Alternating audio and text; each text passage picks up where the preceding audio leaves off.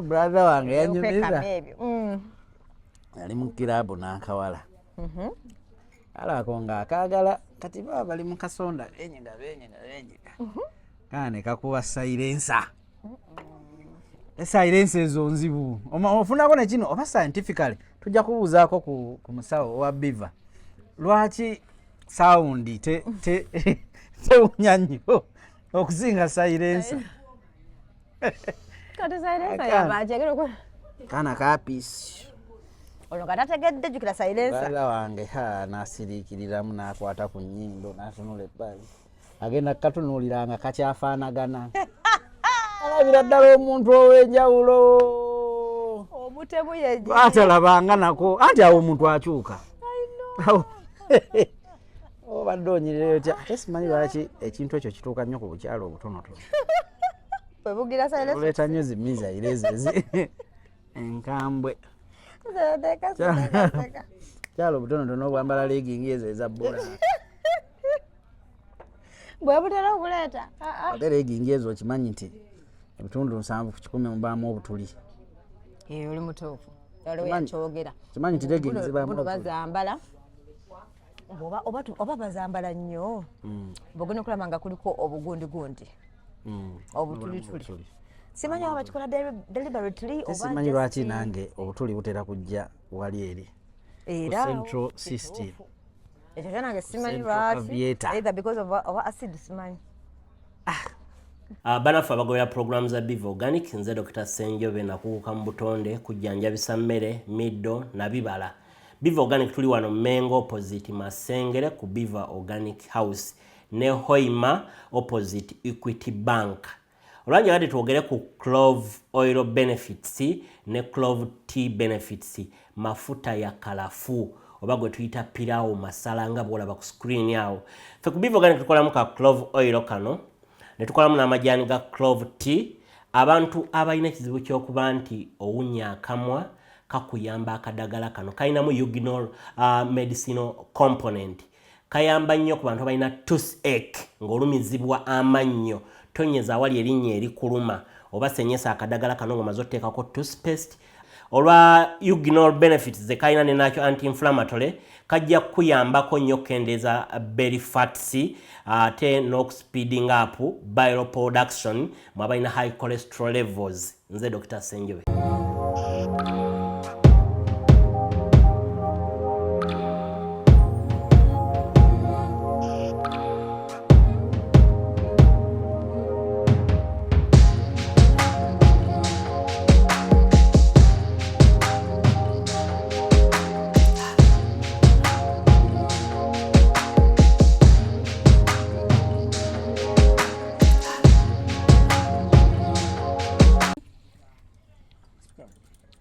kwako yino kankuteekeko sobola tutandikira wano nga muteekako doolwini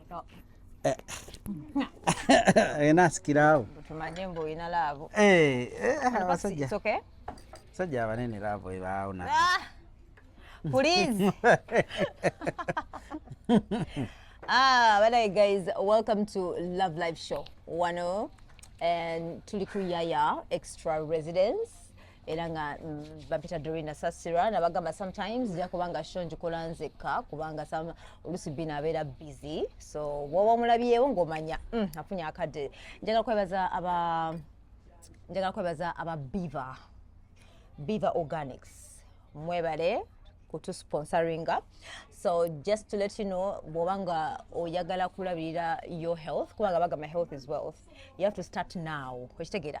So bobanga oyagala kulabirira your health kyangu nnyo genda ku Biva enamba eri awo wali emengo okola appointment ne doctor omulabi ajja kugamba bwelbo oyagala katugambe oyina pressure kino kyolina okukola bwoba oyagala kugula emisuwa kino kyolina okukola oyagala ku minimizing oba ku containing diabetes kino kyolina okukola basically akuwa organic things so yeah so gendayo and you won't regret it. So twaga kwebaza naba Airtel, there's something new they are actually pushing nenja kuba nchibagamba later on the show sagala barisayo lero ndine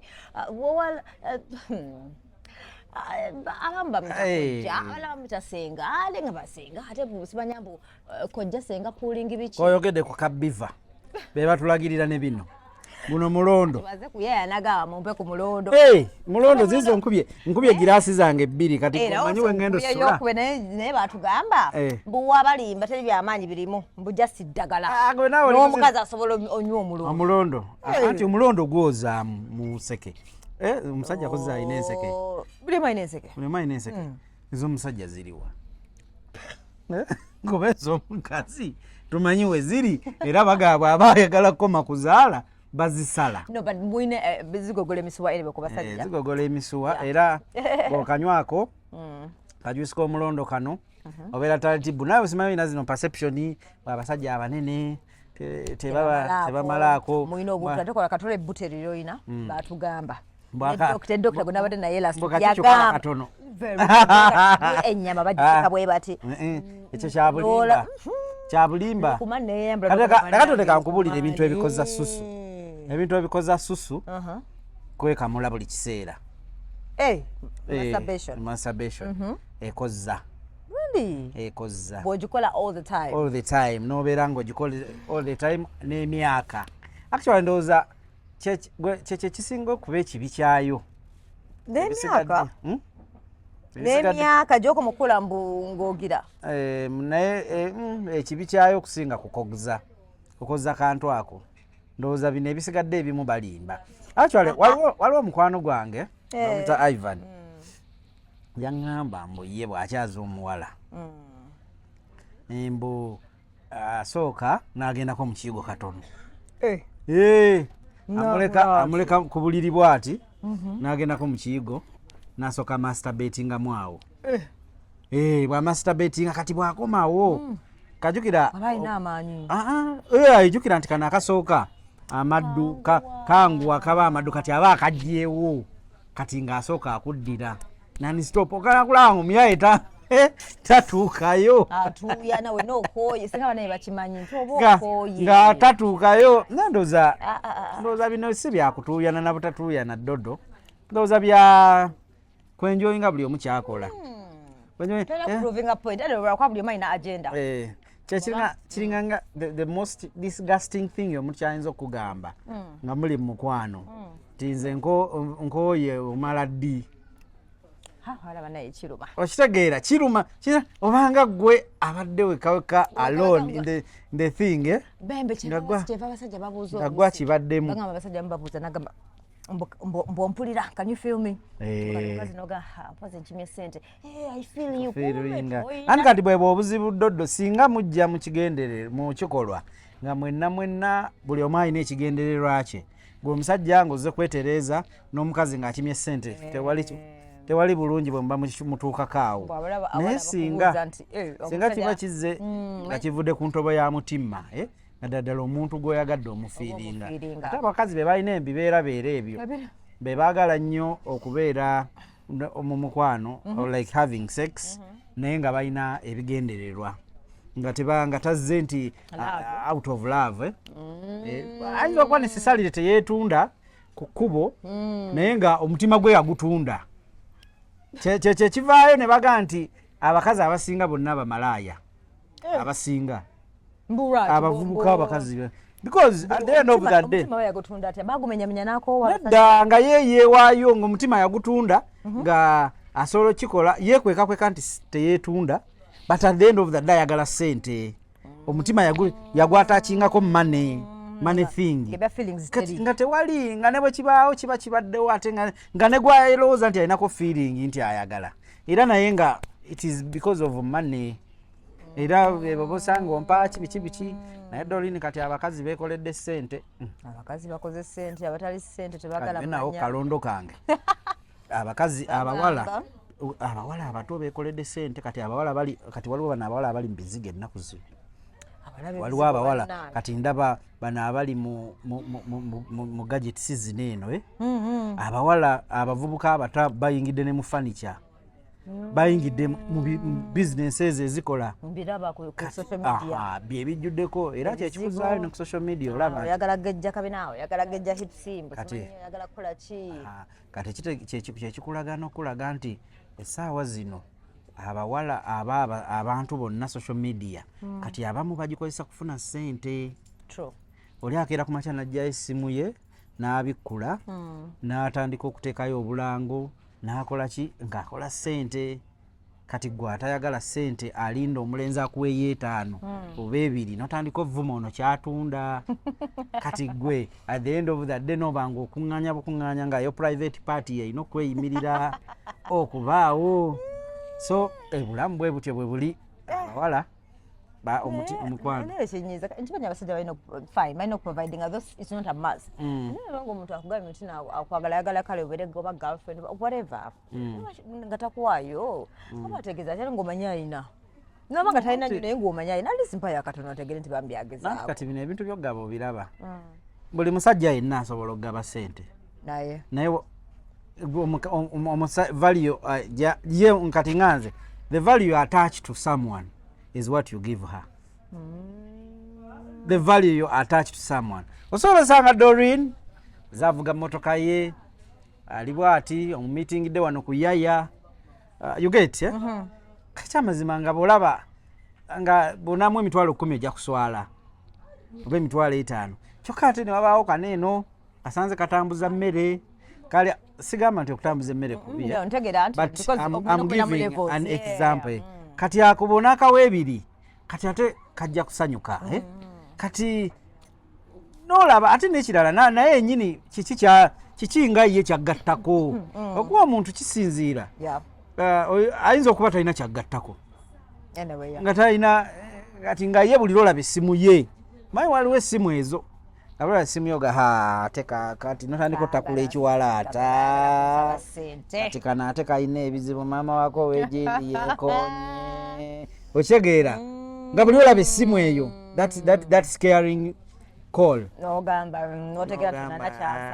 alina kyansaba naye bw'abanga alina naawe kyakuyamba waliwo omuwala nga takuwa ssente naye nga alina kyaggattako ekyenjawulo g'otuuka ewaka n'omukubira essimu era tebitambudde bulungi kesisi ensumbuye esumbuye abayuwala babadde emisolo bagize bwe bati ebintu byeyongeza naye mukwano guma kati jjajjira booti tofaayo enkya kale mambi naawe kakkana please okitegeera that one kati there is this one gwotuuka ewaka n'okubirako naye bannaaye naawe n'ebintu ennaku zino oba kiki osaana no naawe no neweesabirako obadde okitegeera you get those statements kwaba ababiri muntu kigoyagala okukubira enkeera ono eyakuzizaamu amaanyi n'akulaga nti there is tomorrow there is life kati ate ono akulaga bwe naawe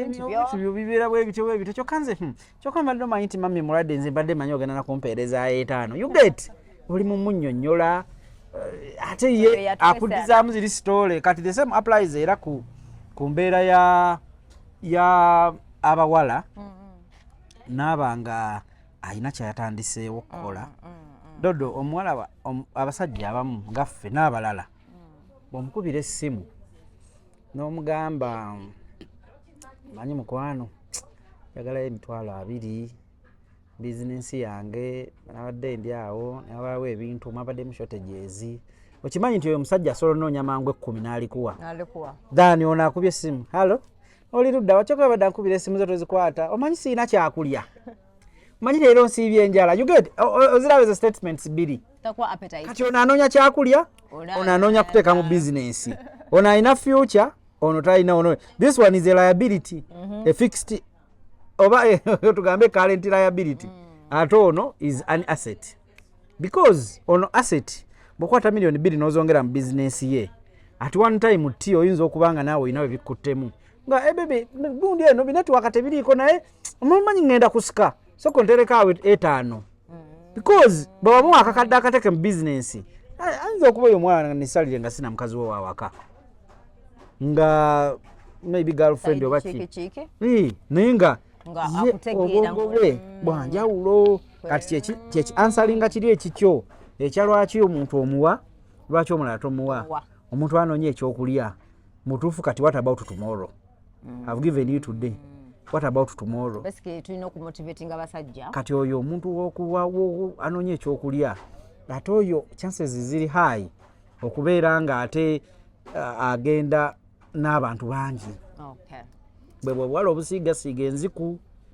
STDs tezibuggwako bubeera awo obwana obuto obwo obuyina enziku anti bwebaka n'abasajja abakuze anti nekirala buli webaka n'abasajja abangi obeera vulnerable okufuna ebirwadde ebyo buli lwogenda nono kati omuntu alina bizinensi ye akusaba akakadde ayongere mu bizinensi abeera bize ajja kuvaawo akooya ayagala genda kwewaka nga talina n'amaanyi gegatta abawala abo babeera ku simu abeera nowa makeup nowa mobile nowa mbz nowaki ng'alina layini ate kati kankubula eddolo kimanyi nti omukazi asobola okwebaka n'abasajja bano olunaku akingamba naye sikikkiriza kubanga mukwano ate omusajja kizibu okwebaka n'abakazi abana anti kati ffe ojja na appetite yakumaliriza ku reaching to the apex climax okiveemu kati bw'obanga olikinze obwongo bwe bukivaako n'ogenda kale ne ku mulala nekivaako notakifaako nnyo naye ate omuwala olw'okuba nti akiraba oluusi nga source of income indirect kuba kati onaamuweeza enjala onaamuweeza agenda okwesanga talina excuse yono agenda okwesanga bonna abawadde ate nga abasatisfies kati awo nkunyumiza nalina kyali wange bambi kyali wange oyo yagwa mu sheet yali yagenda bano abawala bye balimbalimba mbu si bafumbu bakalera nakulimbalimba nze bba wange twayawukana biki kati gayi ng'agenda yalina lunch time yalina omwala yalina akawana kaye nga kasoma kati nga kagenze ku ssomero kati ono ng'alumbeewo mu kazigo k'omuwala gyapangisa naye ng'atuuka nga yejjamu kaawo nga bwemajjukira ze speed yejjamu kati aba ali mukejjamu ka rawundi akookubiri omusajja n'akonkona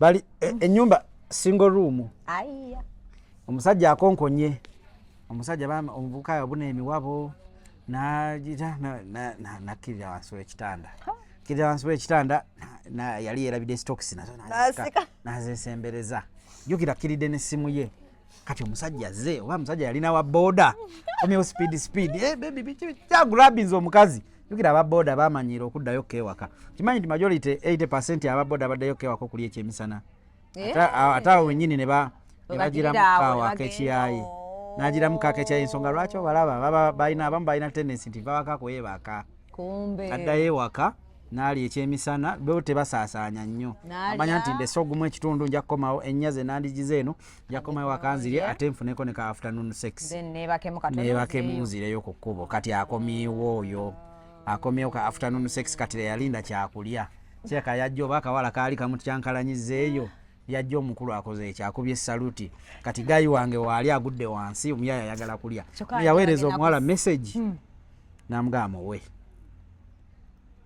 and pretend make sure omuwa bulungi omuwala omuvuka ali wansi w'ekitanda eno bali mumusamuliza masavu ate you have to make sure nti bwe gaba bulijjo gajja weegali ne kaakati olina okugaleeta nekwaga ajja kususpectinga olina okugekama manyi nti bekama mekami nawulira naye simanyi tubawo emisiro naye emisiro mugitegeera musulo oguwulira naye nawe nedda lwaki mwekama oba si musulo lwaki mwekama tewali bisplashinga nje biri but waliwo kati bino gaffe bye tutunda kamanya nyinza embitunda kati waliwo nga bino ffe bye tutunda waliwo ebya express bye bateekayo waliwo sirapu wethe waliyo ne sirapu linda kunganywa sirapu kati bwetegera ntigenda kusanga pakisi nga boyfriend wange nga mbinywa sirapu njinywa 1 hour 2 oyinza oginywa 30 minutes 2 entuuka nemulaga nti ndi ready noli ready no gajjas don't necessarily kusplashinga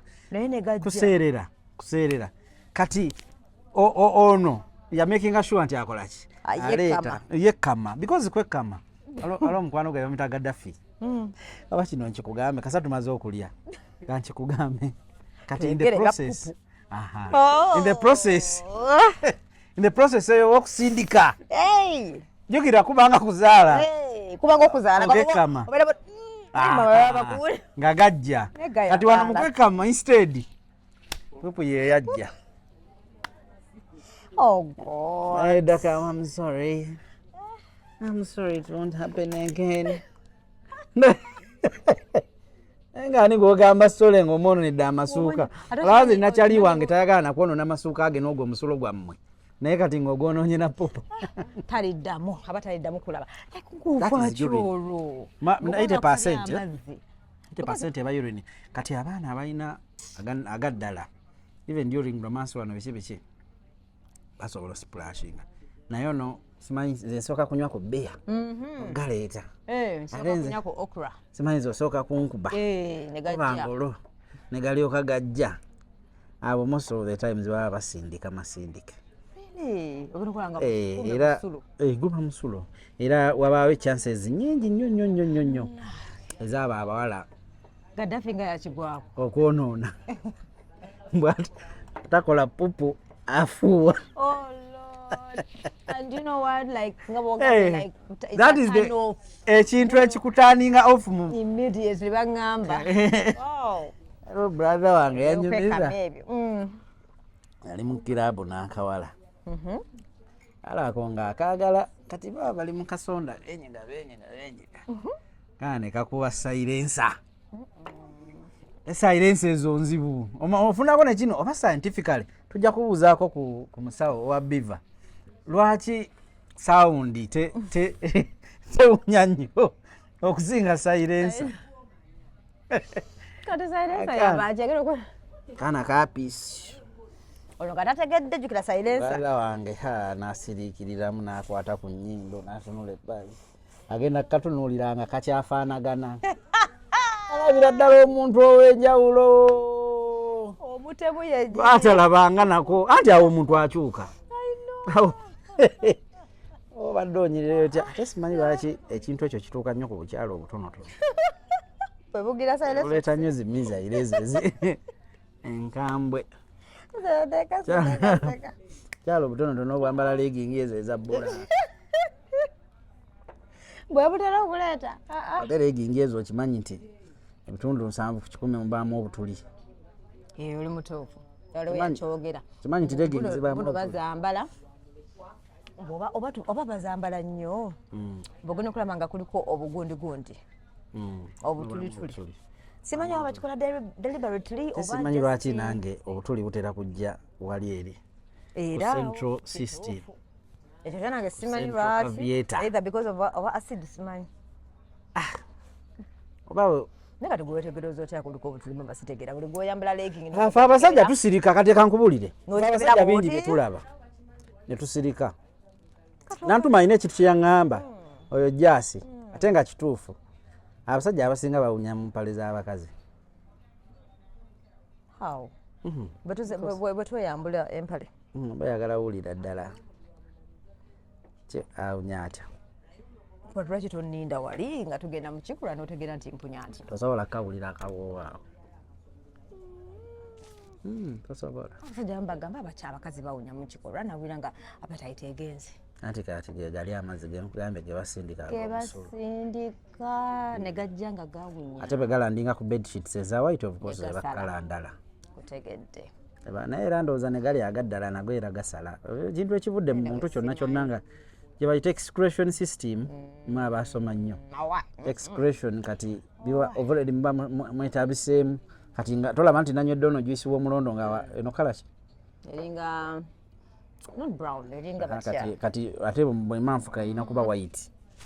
Kati kitegeeza kiri kikalakala kibaamu omwo. Kati awo ekityo kiri. Abasajja munya kupelekeza bw'okyayira omusajja akapale kakweke.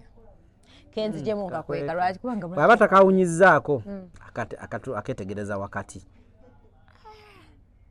Ng'okajjemu. Amakinga sure nga yetegereza wakati awulire buyonjo alabe obuyonjo buli ku level ki. waliwo ne yali yaŋŋambako nti bano abasajja bagala nnyo kugenda wansi eyo mbu ng'abamu waba tanaba kugendayo wadde ova kunaaba wadde kiwaleba wasooka neyefuula nga bukiisikiisi eno kumba awunyiriza ava ku byokuwunyiriza akwatayo nakola abanga agira romansi kati abanga yetakulako bwati nagira ati nagamba sijja gendayo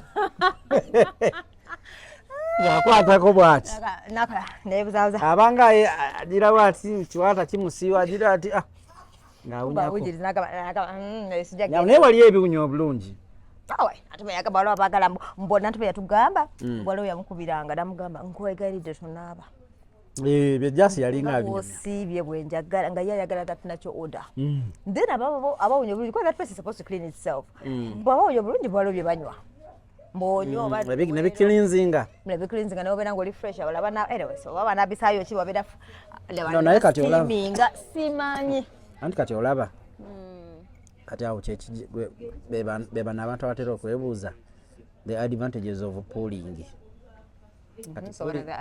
anti kati pooling ogiraba waba wabikke the moment wonaabayo waba wabikke waba wasabikeko bintu si bingi nnyo ebiyingirayo olaba kati buno bwoyawa omunyindo bwe bayita nostrils bayita batya enfuufu bwejja zikoma kugunda sasa eno bagamba ya doctors bagamba temulina budget n'abasajja munaye babu teziyingira eri munda the same applies to those things so blocking kati ate wabanga yakola ne kilit bazikola amene wait nze manyi labia abayo kati labia bwe buno obubiri labia buba buwanvu bwe butulinga ate ogenda ku kilit kuyamba kiba kyoseka kilit. The first advantage before the sensitivity part of it is the outlook okusikiriza. Olaba dodo nti wakedde ku machano yambala earring nokera ku machano teka kempeta nokola enjala no yambala nokola ka makeup no nenteka ka lipstick no yambala obutiti sina butiti ndeka mama tompaiza banagenda bakula sina katiti kale omuwala n'ayambala obutiti gwe toyambadde ambala papa ambala naleko neno mbuno kati ebyo byonna bye bayita okwewunda okwewunda kati even that part yetaaga okuwunda that clit bweba nene some people are very sensitive nti ayinza oba mukikolwa nga to reach the climax yetaagako ku I know to look at that thing. If it is enticing, it internalizes. The same applies to nails na biki. Byokwewunda just kwambala kifaananyi while you're doing that thing. Uyambala ekifaananyi. Ketowulyangako omuntu ng'akugamba ti ayagalako n'omuwala. You never male friends, eh? Yeah, I do. Nga munyumya nnyo intensively. Bakunyumiza abamu munnange. Nti yayagalako n'omuwala. Kati bwe yagenda okwagala oli na internalizing ono alyoka amala biwulidde nnyo kati to internalize kintu kikulu nnyo kati kyekyo n'ebyo byokwewunda bwe bibeera you look at something very fantastic tekiringa kya mwana muto you get you internalize kiringa kya mwana muto ate walaba tabyagala abirabika bubi wali balinga tebabyagala abirabika bubi. The truth of the matter is omuntu atasika kankyogere bwentyo abeera kantu ke kaba tekalabika bulungi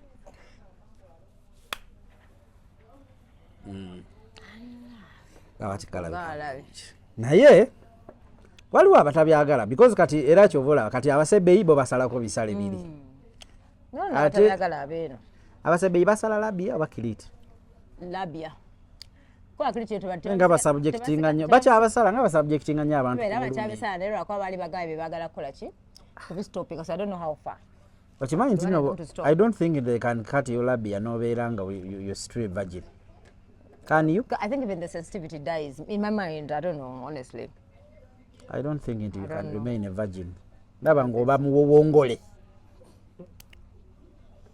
muwongole sisi sokongamba obutiti buyamba kikati nyamba tandiko kwambula obutiti kwewunda omwana akakona ko bwati amasayaze ne gamukuba nzawa so nonye obutiti buno bwa waliwo buno bwa bone butiti bulimu kala lakasatu tukyususa nnyo kwambala layini 10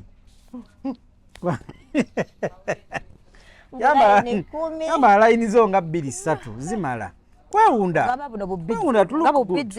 waliwo bibe batunda nga bulinga buchaini then waliwo bano buno bwambala wali ogezeko ku mini price edda totagenda downtown tejja kulimba mini price waweerwa mukwana awo webali abakazi ab'engulu simanyi lwaki abakazi b'engulu bebatunda nnyo obutiiti awo so ngina n'engula bubiri busatu bula layini 3 layini 3 nga butono then mbwambale bwembanga ngenda era nabo as part of you namba everyday mbirenga nzunga n'obutiiti busatu uyina mu ngoye zo bukujjako ki ng'osobola ozunga n'ennika anti nika oba mbambala nika nateekako patra simanyi ki baika nate n'ebimu ku bintu ebitandinga ofu ye baika twale eri sikulimba baika kisinza shop ya baika joina pa nkabala baika nga tulina ekigenzo baika zino ez'ettaano ze batunda wali omuntu atali mu periods lwaki oyambala baika obeera mu periods it is understandable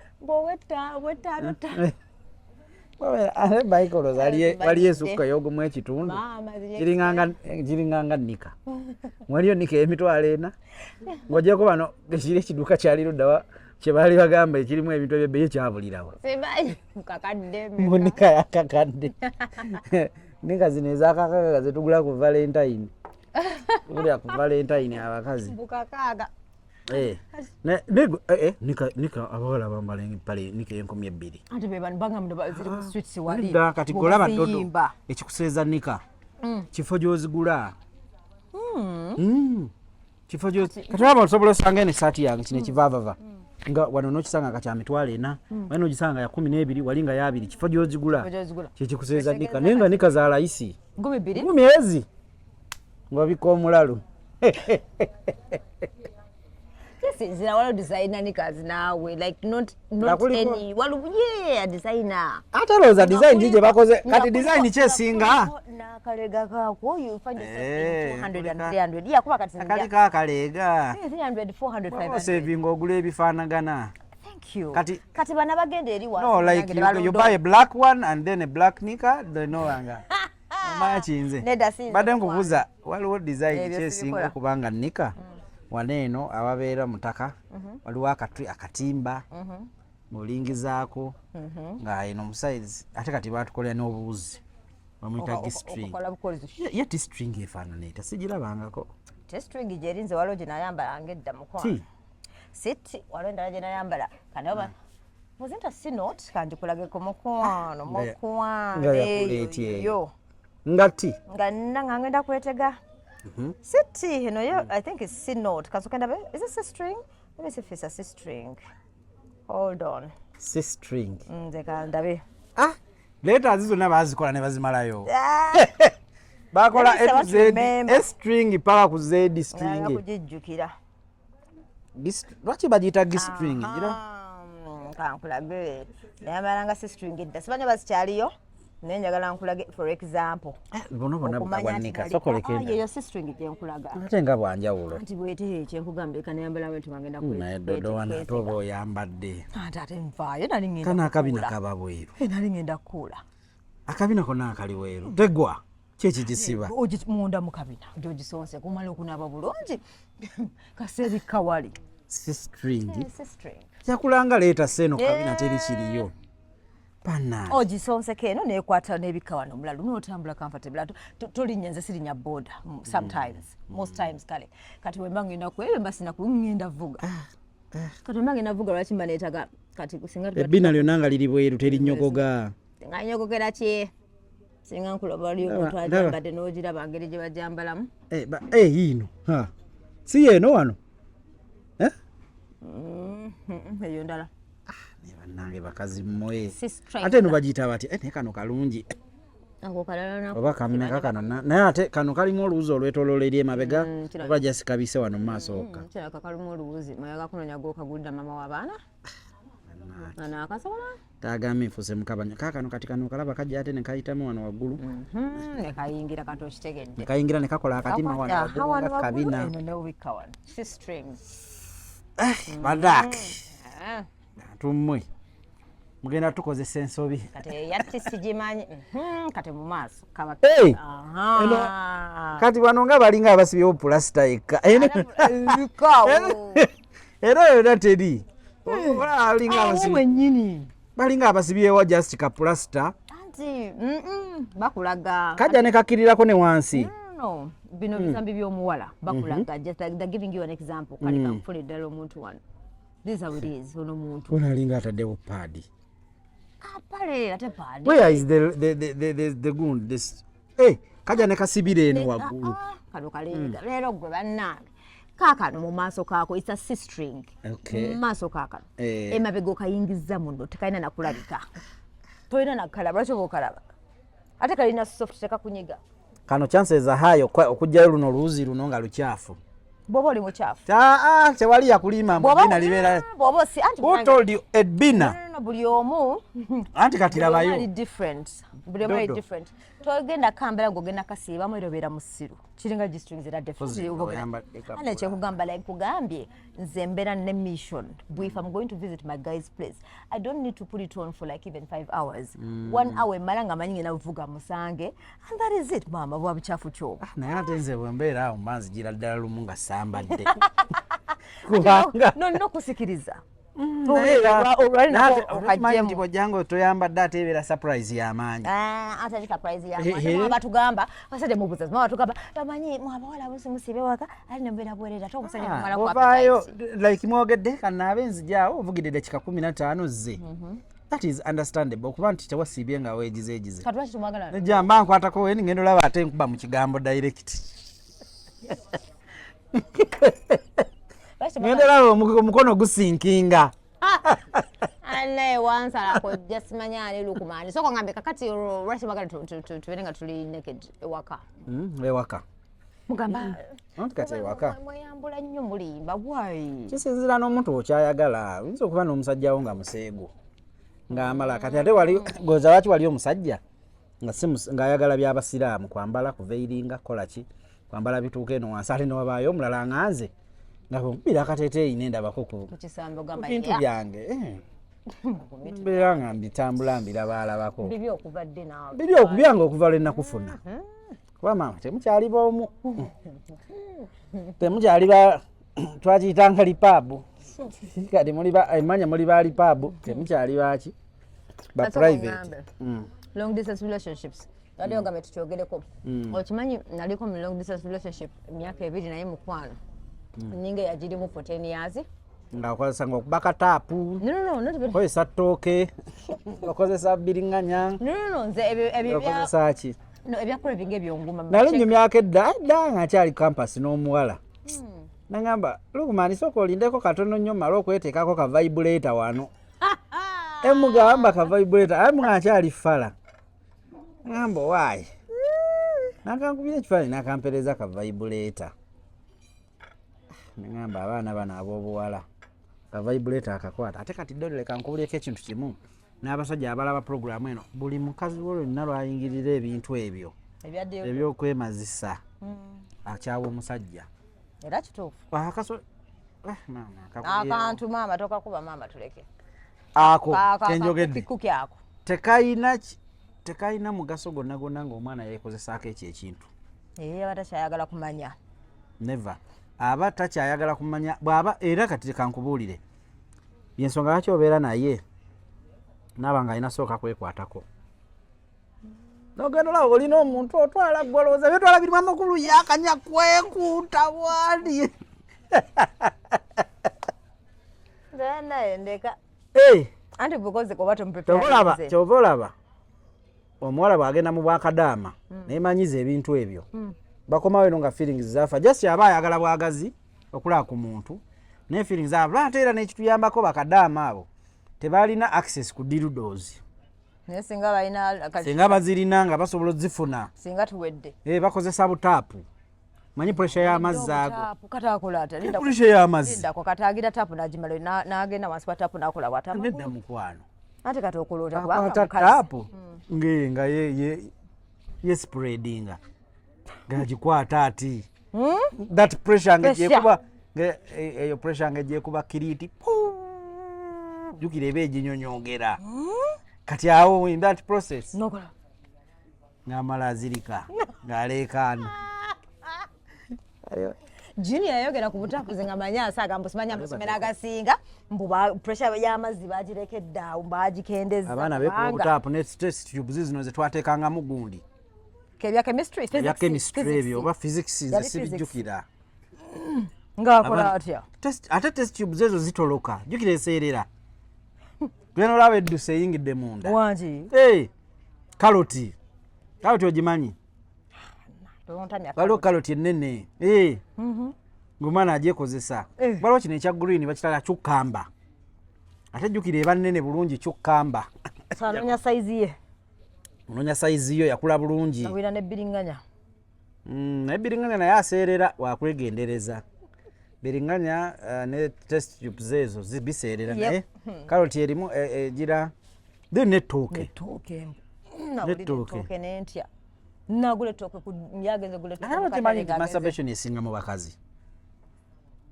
genda eri masturbation esinga mu bakazi abasajja be basinga okumasturbatinga munaye masturbation esinga mu bakazi mukozesa butto waliwo abakozesa ne omo ebyovu bya omo naye ate abatusizza waliwo mbu n'abakozesa eggi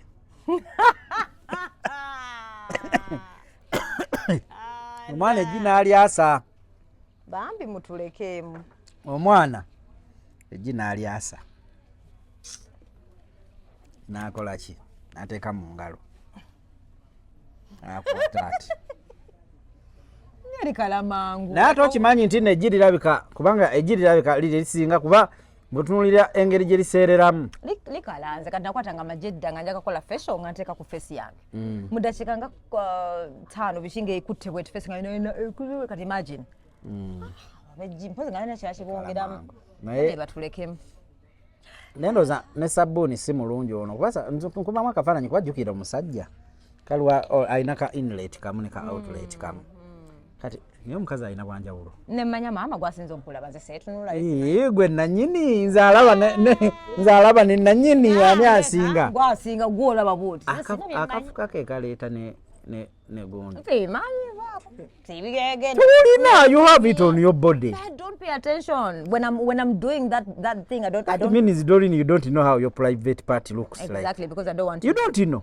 What do I know? Why no one na home dressing mirror. Ngafa ino wemba nyimide nga when you're dressing up definitely nga wesiga you abo imide you can't see yourself. Omukazi. All about the other but not inside there. Toleta kalabirwamu n'oteeka. Ngafa. Toleta kalabirwamu ne weetega n'olaba. Anoonyayo ki? Kuleka kulaba wakula. Nedda mukwano. Kati bwe bakubuuza wakula otya ng'ogamba otya? Bwenti. Namala bwenti. Olina okumanya bwe wakula. Nedda mukwano. Bifaanana. Era tosobola tuuka kwejo. Kyokka tolwalangayo katulututtu. Nze eva. N'osala. Jjukira. Do you know that waliyo ebyoya? Nkimanyi. Kati obisala otya? Waxing. Babalabe bankolako. Nengera ne kuba endulu nenkomawo. Najja kutandika okukola waxing oyo. Naye weetegeka okuba endulu. Naye abasajja asinze omukola. Gwayagala. Otandika okuligiza. I have that and my wife will understand. She will understand me. We are looking for money. Mukazi waine ennaku.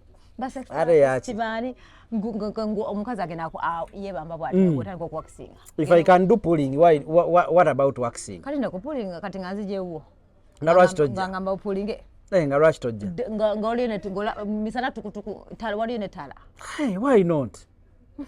You want my services. And you have to pay for it, by the way. No, I know I have to pay. Hey. But then, nzenga nkwegayira sekiso. Why? Because uze kukolako. And where toga tozaala dodo. Nzala. Bw'oba ozaala tobambira omusawo. It's different. Watu kyagala kumanya. Lwaki tojja wano mu kifaananyi ne weetekamu ekifaananyi ky'otayagala kumanya.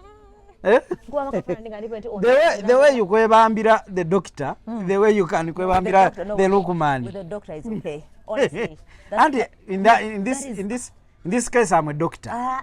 Ne mukujjanjaba what you failed. What you failed to do at the right time. I don't care. By the way, I have a machine now. Ngekoleta machine. Ngebowling. naendeka nawe roboti Wama if you want a machine you come to me. gelinga roboti Masanyalaze nteekako ebe kunyonyongera nga bokozesa ezo vibrator. Na dru nekatandika okunyonyogera nomala no relax nga ina no gweri. Kati nekano kabeera kwatako nendo na ju and it is there, by the way, I'm serious. Kati you don't get turned on. Oba mulishaka kama mulimutimantino no. But for the business party but then saga it is the girls that do it. I don't do it. But you didn't work. Sesabara kokwe. Baba deba ja kuchanenga on a serious note. No basajja babikola no. Baba in my mind no, on a serious note. So I can't do that like long distance that is me. Long distance relationship never najita trade. Long best on long distance relationship the best on masturbation. There is no way you can sustain it that you don't masturbate. Unless otherwise. So it seems like a long distance relationship a lack of sex. Definitely. But how will you be with your friends? Nga mugenzeko mu kibala ovuddeyo kyamuse odzeyo wakanga you just sleep and you but it's in the mind. You have to, if you know your partner is not around, what is wrong with that loyalty? That one does not work. Kati kankubulire if you are exposed to people nga ne internet this time because kati wagwa chimanyi waliwo omuntu agenda tulaba wano bye twogedde ebimu maybe bana bisazemo oli agira akantu akato akalaba ayime hey ngayimira twogedde ku vibrate omuntu ajja kuba akafaananyi twogedde olimba kukwe squeezing yes someone will draw imaginations debangamba nti n'omuntu akutunira nagambo yina malo mulya ningamba niba nenguwandya ddi with masturbation that is it. I was told by a friend twali tuli eyo alo kampuni yetwali tukolera sijja gyogera guy sijja mwogera kati guy nangamba loko man emanyi tikaseeku nakamala kaseeku itale konze nga kakalubo wakikolona nawe syanze tomanyi nkola yange nze mbuteeka wano ngenda nabo nga buna agenda nabo nga buna waleo atuuke waka kano bw'aba agira kano bw'alaba tekamukolera ng'akajjamu akerezi kangende ku bbina ng'atekamu akalala ng'akajjamu ng'atekamu ddodo gwe teyagaana ng'akola ki ng'amala so long distance relationship ebeera ezimbiddwa ku masturbation oba ku phone sex video calling.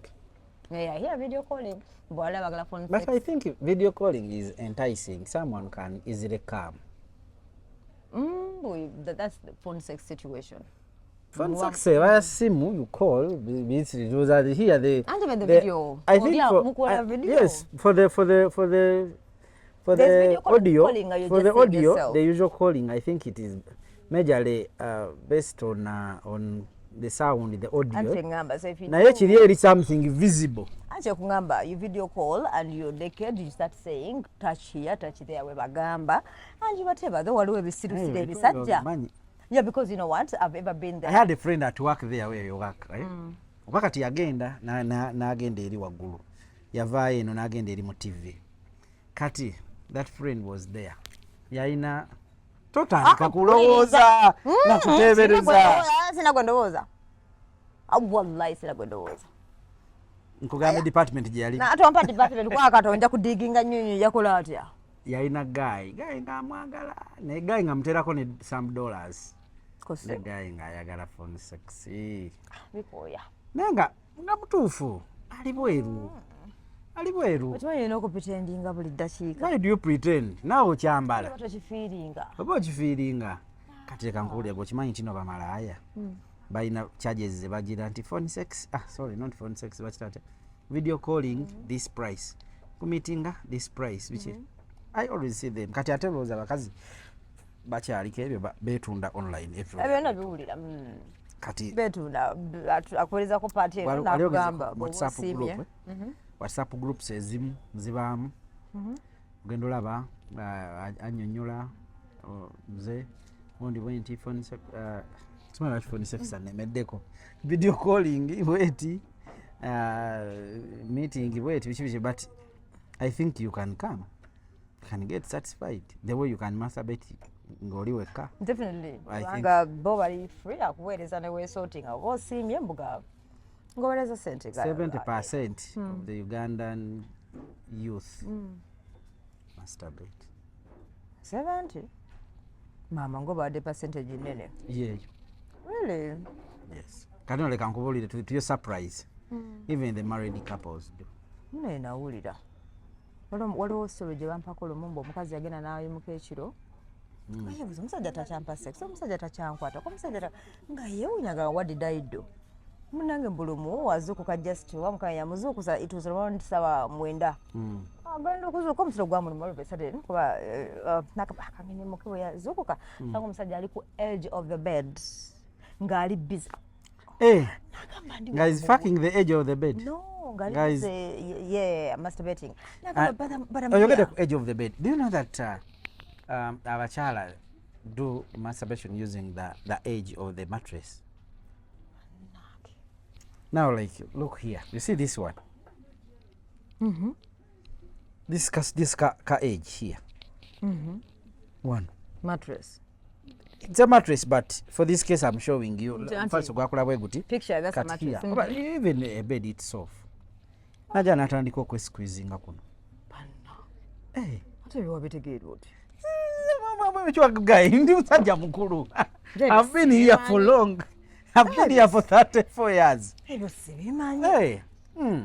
N'ogenda ku mufaliso n'otandika okwekuutiriza ku mufaliso. Hey. No kwekuutiriza and nga enjoyment ye. And to your surprise, by the way, bintu ebyo gye biri mu families naddala abafumbo. Ate tebiba bizimu nga bwe bagamba. Kibaki? Mbuguba muzimu nga gwe You lose kukozesa. attraction, you Nze feel ngamba- like you get more satisfaction through masturbating than, you know. Omukazi, it happens ng'omuntu omusajja oba omukazi wo gw'oyina nga mulabika temukyewulira. The feelings ezaggwawo. Do you know nti abantu abasinga abali mu bufumbo tebalina feelings ku buli omu Banawulira. either omusajja talina Na sexual feeling oba omukazi ya talina. partner wo. Aba afaanagana. Akikulu kati n'abantu abakazi problem yaabwe be bakireeta nti they tend to be comfortable. That comfortability gye beatachingako omusajja wange I'm married with 5 children. Nabeera comfortable. Yebakawo bwebasi nze kyali wange yanyumiza yagenda mu lodge nga omukazi gwaliko tanyuma natandika owuliriza the next door. Omwana the next door ng'atwala embi omukazi nga screaming at the top of her voice. Omuyala ate teyenjoyinga mwoli ng'ali kwono. Nagamba kawize ebyo eriko yasasudde. Yali noono ng'ali noono naye nga kati ono kiringa kifaananyi. The other one is screaming ebinyuma ayogera kiri nga the guy is also adding up. The things of screaming, it's all about communication. Leave alone bino byamugamba omusajja agira nama agira Babuuza lwaki musirika nnyo abasajja communication. Lwaki musirika? Engage me. Why should I engage That's you? communication. Why should I engage you? First ask me. Mbuchimu. First ask Why me. you okay? I know. So kombuze how is it? Olyoko nimbe gende eri. Then you ngambe here. If I take where you don't want, put me baby not there. Let's go there. Let's do this. Let's do that. Now you communicate. Ono anjogeza n'oluzungu. Mayo twaberanga eyo ku office ng'abaana bamanyi simanyi luzungu. Okitegeera. Naye Why don't you make sounds, Kale? A bit. abasajja. Yeah, you try. We do. Abasinga babi. And I hear screaming guys sweet. Siri. Mbwate waliwo gaya. Omusajja screaming aba sweet. Naye waliwo atama. Ate natandika ebyabasajja. Ebyabakazi rather. N'okusiyiriza okwo tekunyuma nnyo oli musajja. Kusiyirizaamuko kale naye waliwo ekisussa. Ekisenge kyetu bale biche byomba mwogera. Nabiwulirako ambo Byo tebiriyo ebyo. Bino bye bagamba Abaganda batandika simanyi nkuwadde singo. Kuwadde buddu. Kati genda tabaala. Tabaalira muki? Tabaalira mu Bwakabaka bwo. Nedda waliyo abakazi Abaganda bakyabikola. Nokyengamba bagamba mbu abasajja abamu abo boogamba boogera waliwo bagamba mbu kati ekyo kisenge kyentuse nsigala awo. But I think that is okay. Kati To ask someone if hey, you have chambers there. You don't know. Bwanje. Tosoma biology ay mwana wange. Chambers zali kungulu seri munda nawe. Hey, biri munda. Tasoma wano. But mind ojire no munda. This side. Eso kona sebazi tuyigiriza kati mama mwagenda mugundi kye baba yigiza. Where is the G-spot? Let me tell you. G-spot, maybe everyone has a G-spot, I don't know. But most ladies, if you ask them where their G-spot is, they don't know. And there is that kind of thing. Walimu omuntu munda akantu aketolovu. That is why you like 7 and 9 inches. Because they get to reach there. 7 and 9 inches. That is what? Like here? This 9 atoka weno. Nenda kongo peno paka eno. Nena wendeka. Yeah, from here to here. From here to here. I tell remember when they get hard, nga yeyungira. Chicho yagala kunko. Koleka na kaseke. Kali 9 inches. Oh no. Neda mukwano. Ngawe kati. That is what you want. Because you want to reach there, the guy to reach there on the G-spot. Neda mukwano. Magamba wasibuke ensulo yo. Tiganye n'ekyo kyekyo nayo kyobuyingiza muno. Bye mwagala. Neda mukwano sife. Mwagala binene biwa. Beebale okubyagala kiki ekyo. Mwagala ate munaye mubuzaabuza abamu ne bajja ne batugamba mbu ate simanyi kungulu awo we wali obuli we walungi. Yeah, because everyone is different. Nakugamba mbu okwo kungulu. No, because everyone is different. The people obimanyi, there are those that you know, from up, whatever. However different everyone is, but let the screaming part of it remain constant. Even when I'm faking. No, but you are faking, but let's get those echoes. Let the screaming part of it. Esigalenga efanagana.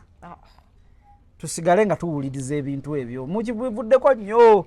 That is why nkugamba nti kati feelings mu wakati zikyaliwo. Ataka obutesi no mutano noga bane. Someone is just nakubuza bannange tonna bakumala ne kati. Bifana ne baba tagambye ekyo kale. Naye ai all the time ai. Mbu ai ebawe. Ai. Mbu ai. Baby man. Onze se. You talk. Why don't you talk? And leave those things abagambe biri indignancy. Mbu simanyi watuse Masaka. Katigenda. Vugako what are you driving? Mbu genda kawa neno. Auntie, I'm motivating you.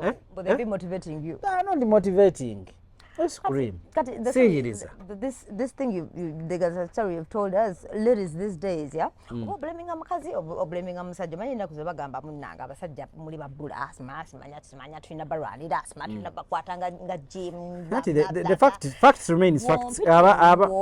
Nennemera yumba nno musango gwe wampita kati nange mfunye gundi nengamba nsize. Abasajja abasinga abavubuka, they are best, they are sweet, they are nice person is always the next one. Ati gwe bolemerawo mukwano wali wajja.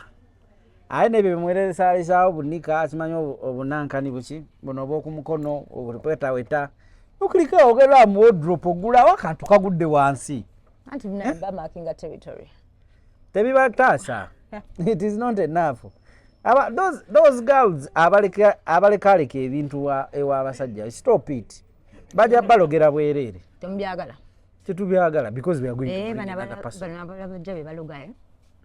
osanga omuntu ojaleeta omuganda nga yajja kuloga ovire ku musegwe weresalesaawo nika weresezalesezaawo nika yajja kuloga ajja ogenda kukola ekikolobero ogenda otandika obunyirira abantu emyaka gy'obulamu bwo bwonna oba otandika okukulukuta oba otandika buli kiseera ng'owulira you want sex omanye omuntu akuloga akasagazi okamanyi high libido buli kiseera njimanya high libido. You make difference mu ebyo bintu. Wali akasagazi wali olwazi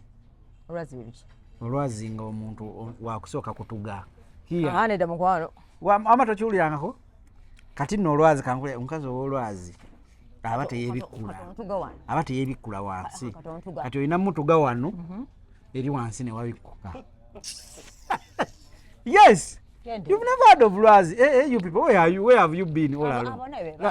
bebe bano ba erinnya ddala lye babayita Bituufu. seriously bagala Kati Dovili bamukulidde Kampala. kinky sexy waloneka ekigambo nkirabye kyakedde biveeko for real bino ebiri hati bino abazungu bye baagala munasibe ku kitanda mbu baba kugira pempina kati like those hips of yours and bums bana kapempina gora ne galungu nakwata akakondo nakalinnyako kati nga bamu bafuna pleasure that is torturing naye kati kyenkugamba kugambe that's how they get pleasure olwazi omuntu aba yaziba nga yaziba atya na yaziba wansi nga tewebikula nga bamuloga nga tiyebikula already bagenda mu monthly menstruation right akaka menstruation atoloza kaliko we are talking about opening for Mr. to penetrate. That means you're weak. But that place opens naturally when you're going to kugambye urinate, it opens. It is there nga tebiggulawo. Katugenda buuza you ask naba abatulaba babira they will tell you in the comments. So soka kutuga munno. Inti people are there nga balwazi ng'olina mutuga so that once you weggula and you get access. Yes.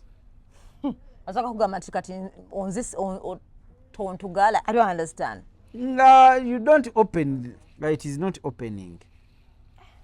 Kati akasagazi libido njitegera nga tokutuli eva wakusiwe yagala akasagazi ke waka walo story jinalaba ko lumao ya running omusoga yagamba aye namugamba tata w'abaana nga kana akantu kano kiki ngakoye kana nga takasaze jirita nga teka kyayagala omukazi yalina libido akasagazi k'abakazi ebiseera ebisinga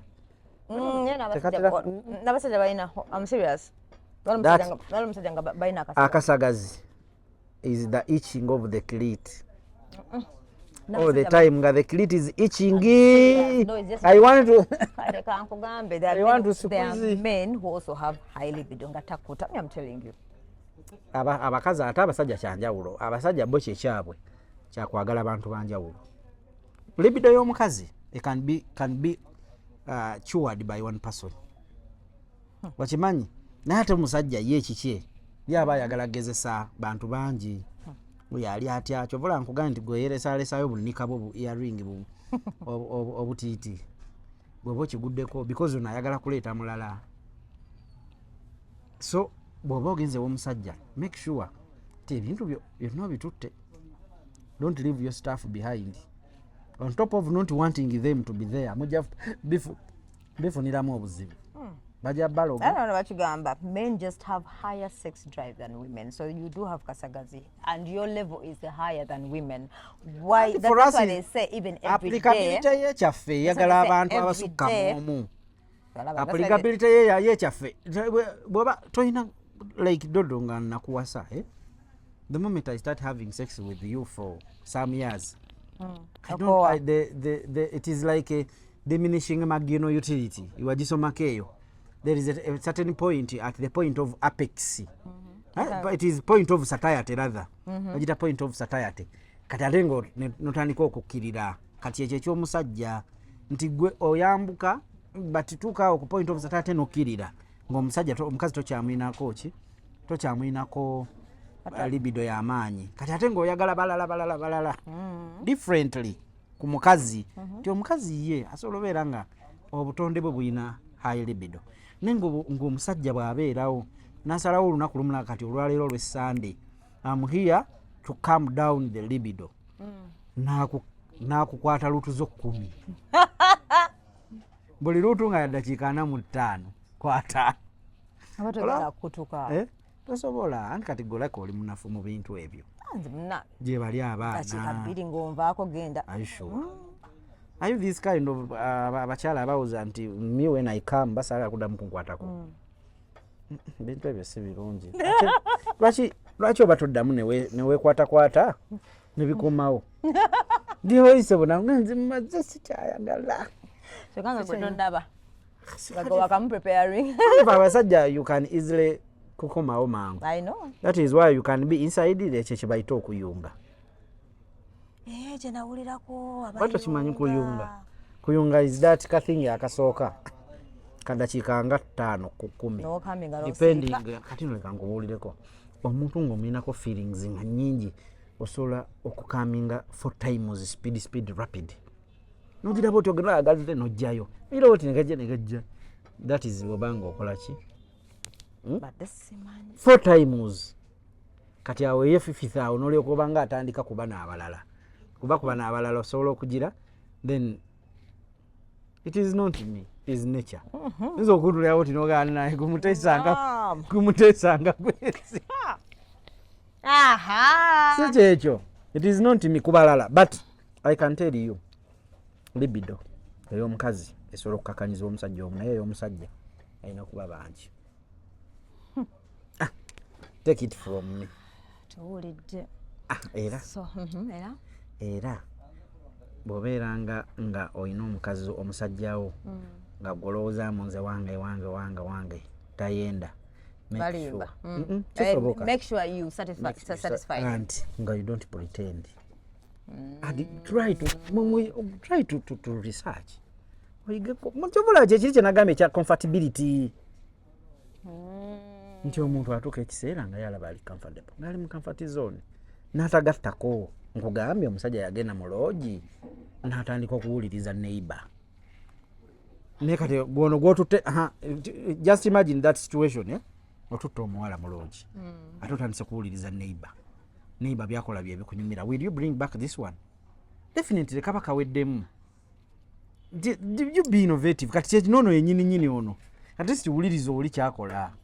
Kanovola omusajja ali serious akuvaako n'atuula wali baby olire ekiri eri nsoko olire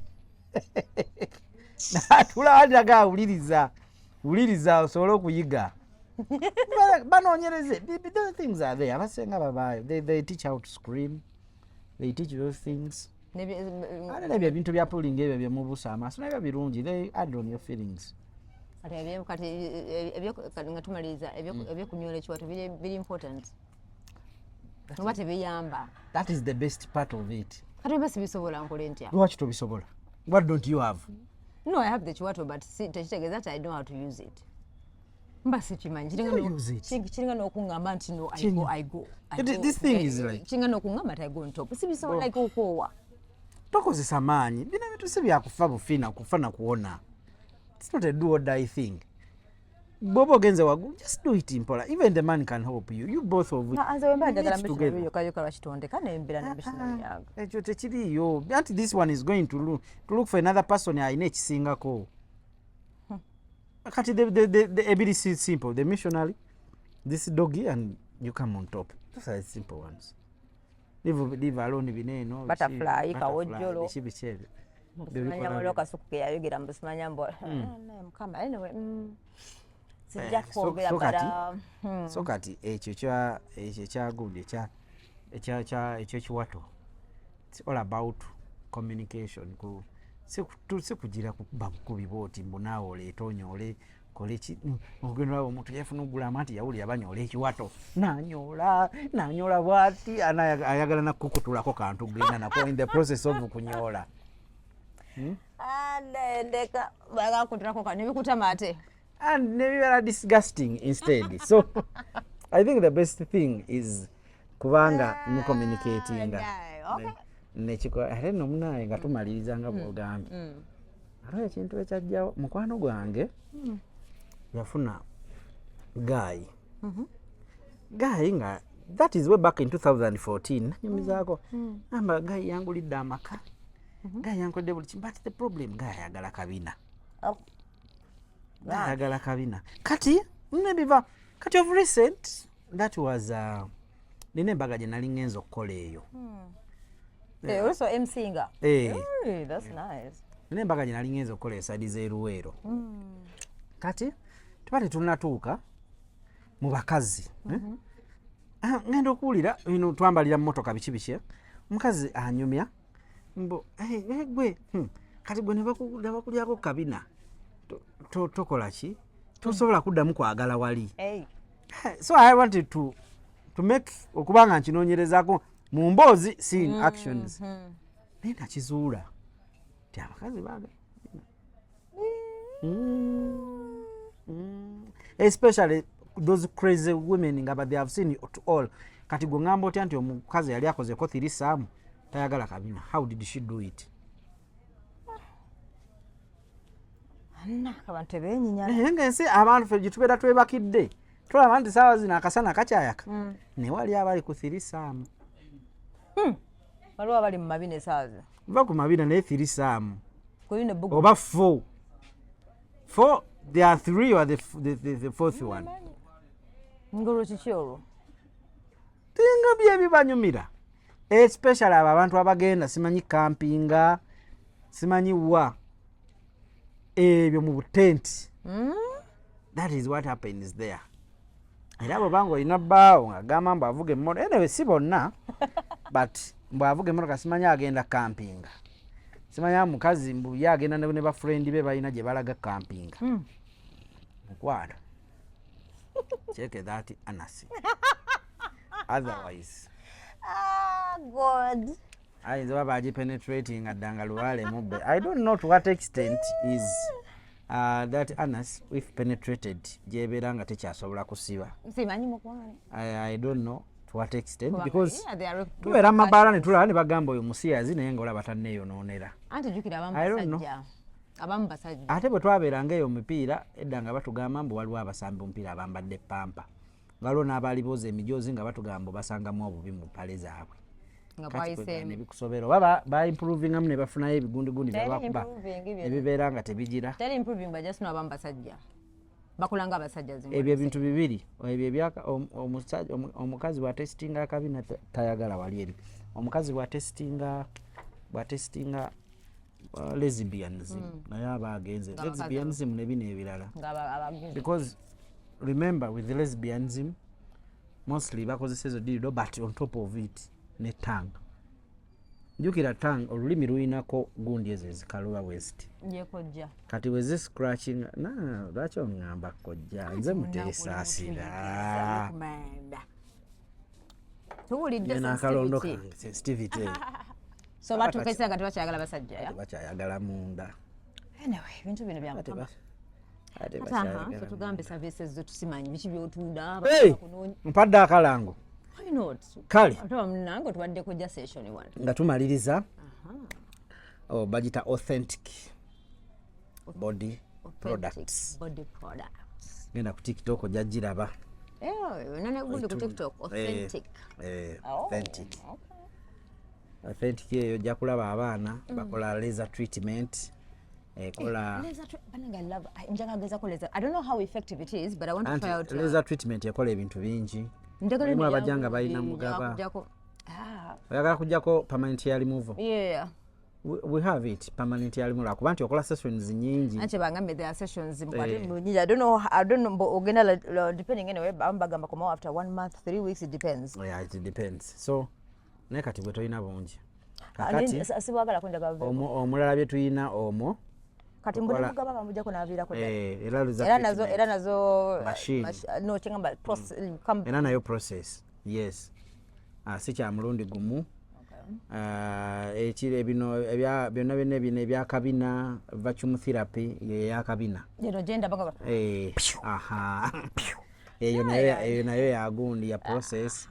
Then waliwo kati zino facials ezo zovaawo teredde for body scrub ovaawo teredde. Pulling services tuzikolera ennaku 8 days, 8 times, not back to back, but we give you 8 times. With 8 obeera oteredde ng'ozirengera zikwekweya. Nga zikwekweya bulungi. And like I've told you, we have a machine etukola ki gye tukozesa. Ngenda okwambala empale nsooke nzikunganye ziteeke nene. Kati the number is 0743 46 92 56. 0743 46 92 56. Okay. Sinze njikwata. Nane bya express mukazi we yabikwata yagikwata. Abawala wali abawala abagikwata. Ogambe nane bya express. Express. Toka express. Waliwo amazzi. Wali ebyo mu kisenge byonna. Byo mu kisenge. Ndazana bakujibulidde kati omukubira. Kufunda. okufunda eri buli omu alina kitula ligundi mufunda genda eri ati wali abantu gwetumanyi nti wali abantu abazaane basigala nga bagazi nga babatunze bubi no waliwo n'omuntu akozesa abasajja atolesera ne nobwoba mwetaaga okukolako ku visitiming netaaga ebintu bingi bakyala mubeere nga muwunya bulungi amazzi agabavaamu gabeere nga tegawunya ate mulekeraawo tuwa omusulo stop giving us urine. You will defecate, I tell you. You will be like the girlfriend of Gaddafi, I already told you. Who defecated on someone's bed sheets. Naye nompamira.